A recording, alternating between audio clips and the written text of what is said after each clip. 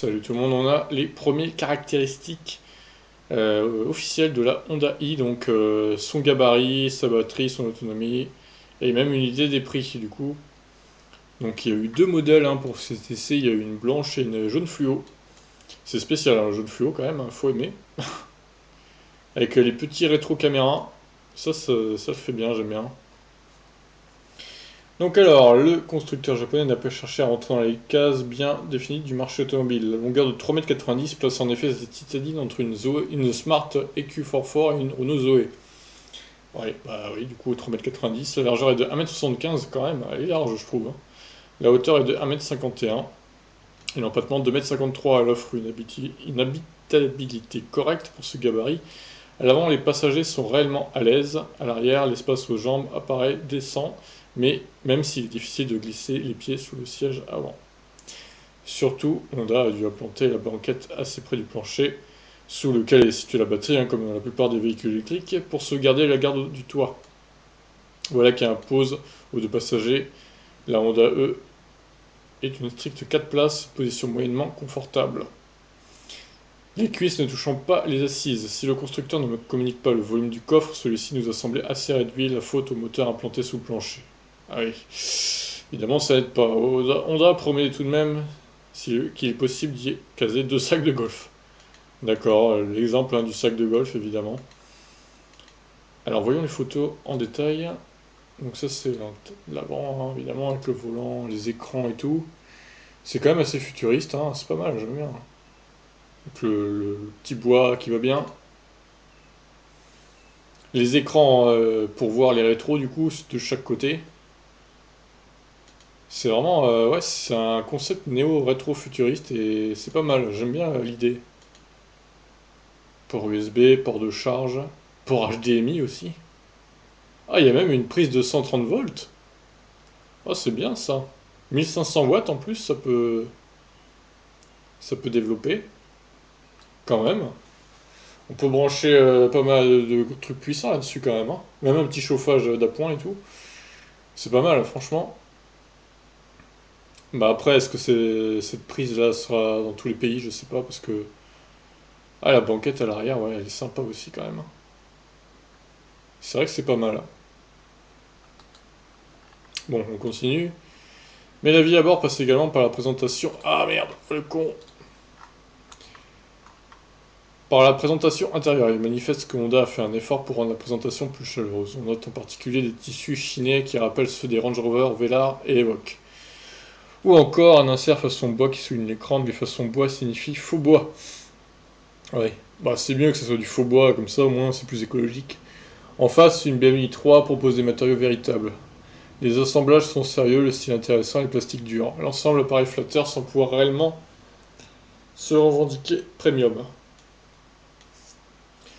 Alors, techno embarqué, du coup, plus que la finition hors du commun, c'est bel et bien sa technologie que la Honda compte séduire. Car la séduction fait partie du cahier des charges, on nous confie que le côté émotionnel est partie intégrante de la philosophie de l'auto, il ne s'agit pas simplement d'un véhicule pour aller d'un point A à B. Le côté spectaculaire passe évidemment par les rétroviseurs extérieurs qui cèdent place à des caméras, et ce de série sur toutes les versions. Ouais, ben ça augmente, c'est bien, mais ça fait augmenter un peu le prix de la voiture du coup. Mais bon, voilà, après... Donc là, les écrans, on les a vus du coup. Tac.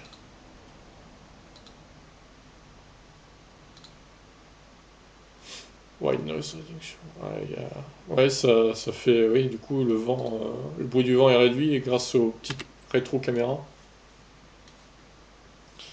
Alors, l'affichage du tableau de bord est confié à trois écrans de 12 pouces chacun. Ah ouais, quand même. Devant le conducteur qui réunit les infos de bord, alors que les deux plus à droite peuvent afficher les classiques menus d'un système d'infodivertissement. Carte de navigation, radio, état de fonctionnement du système électrique, etc. Ces deux affichages peuvent être facilement intervertis d'un clic, mais nous n'avons pas réussi à rapprocher du conducteur les menus situés les plus à droite seulement accessibles par le passager. Oui, c'est vrai qu'il y a des écrans qui sont clairement devant le passager, mais il faut vraiment tourner la tête pour les voir quand on conduit, quoi. Bon, après, voilà, on peut pas tout mettre sur un même écran non plus, quoi, on va dire. Bon alors, batterie et moteur.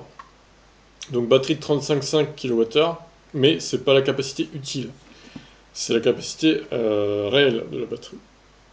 Donc je pense qu'on est plus sur du... Comme la e-Golf, on doit être sur 31 ou 32 maximum kWh utile. Ouais, capacité qui semble à première vue un peu juste face aux 50 kWh des Peugeot i208, Opel Corsa et Renault Zoé, sans même évoquer les Coréennes. Mais il s'agit d'un choix assumé de Honda, qui estime qu'une batterie plus grosse aurait nécessité d'alourdir et d'agrandir la voiture. Bah, c'est sûr que dans une si petite voiture, on peut pas mettre énormément de batterie, quoi. Alors, ouais, de dépasser de peu les 200 km sur le cycle WLTP, j'espère que ça les dépassera un peu plus que ça quand même, parce que 35,5, même si c'est 31 utile, on peut compter sur 220, je pense quand même. 210, 220. De quoi, selon le constructeur, cantonner avant tout la Honda à une clientèle urbaine pour les trajets du quotidien. Oui, bah du coup, ouais, ça va être difficile d'aller très loin avec cette petite Honda. Alors, le moteur synchrone arrivant en permanent repris du CR-V hybride. 150 chevaux quand même. 300 Nm de couple, suffisant pour passer de 0 à 100 en 8 secondes, du coup. Un poil plus que... Bah, c'est une performance équivalente à la i208, même un peu mieux, et un peu moins bien que les coréennes, du coup. Alors, une charge rapide, mais pas tant que ça. Honda a choisi une prise CCS combo normale pour la charge rapide de sa citadine électrique. À cela, une raison, l'Europe sera le débouché le plus important pour ce modèle. Ben, c'est bien ça. La fiche technique promet une puissance en pic de 100 kW, qui à notre sens ne doit pas être disponible très longtemps. Il faut en effet une demi-heure pour récupérer 80% de la batterie, soit à peine plus de 50 kW en moyenne. Voilà, les ingénieurs japonais demeurent très discrets quant à la courbe de charge rapide. Oui, à mon avis, les 100 kW, ça va être pendant 30 secondes, et après, ça va chuter drastiquement. Alors, le chargeur embarqué ne suscite pas non plus d'émoi avec une puissance limitée à 6,6. Ah, et c'est pas terrible ça. Impossible de profiter des 22 kW offerts par une bonne part des bornes implantées dans les centres commerciaux.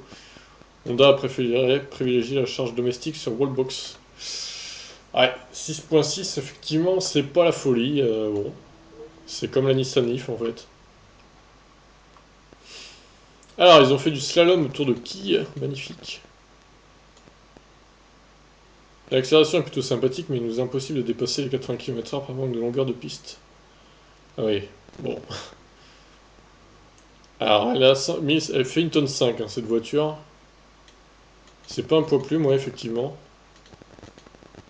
En même temps, c'est encore une fois la batterie qui est assez lourde, et puis même la technologie embarquée dedans, ça n'aide pas à baisser les kilos de cette petite Honda. Alors, surtout facile à vivre en ville, elle annonce un rayon de braquage de 4,30 m équivalent à une Renault Twingo.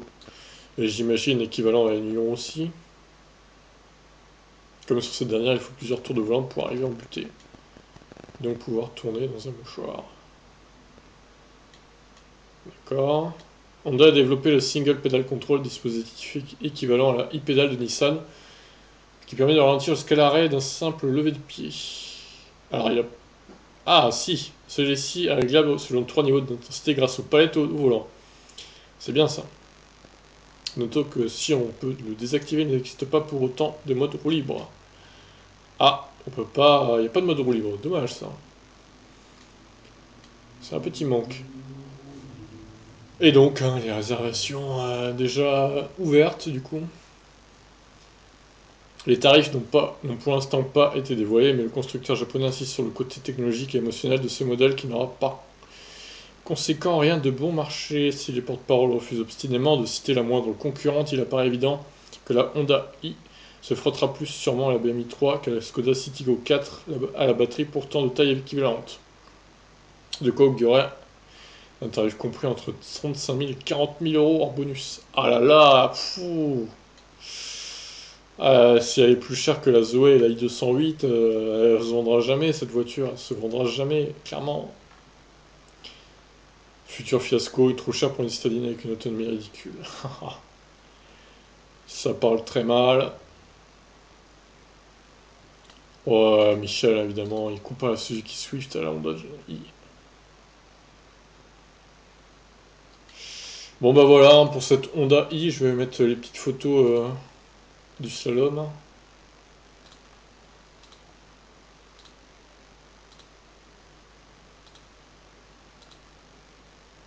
Ouais.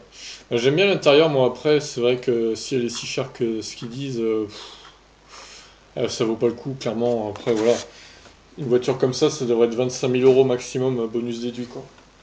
Avec une batterie pareille, et encore dans la finition haute.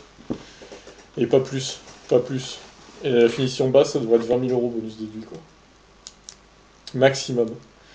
Mais là, on s'achemine vers quasiment 30 000 € bonus déduit. Donc bon, c'est hyper cher, c'est hyper cher. Après voilà, ils vont peut-être nous balancer des tarifs moins élevés que ça, je sais pas, on verra, mais... Bon après elle est mignonne, hein, elle est sympa, elle est un peu petite, mais la technologie à bord est bien.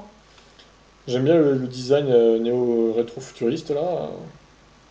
Il y a même une prise de 120 volts hein, pour brancher son ordi portable ou autre. C'est pas mal, c'est pas mal. J'aime bien le concept. Après à ce prix-là c'est trop cher. Bon bah on verra hein, le prix définitif. Sur ce je vous laisse, n'hésitez pas à réagir. Ciao ciao.